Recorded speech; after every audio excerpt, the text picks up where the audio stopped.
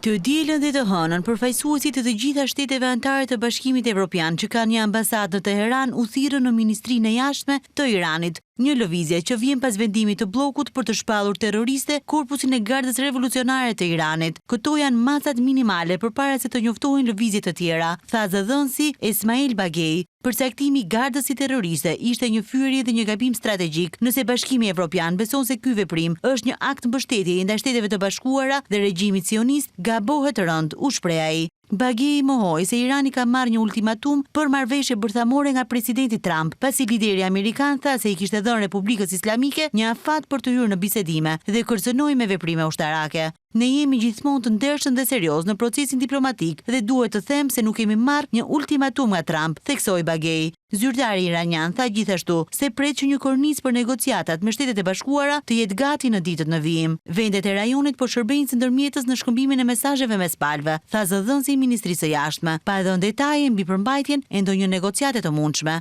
Ndërkohë u raportua se u lirua me kusht protestuesi iranian Erfan Soltani, për të cilin Shtetet e Bashkuara paralajmëruan se do të ekzekutohej.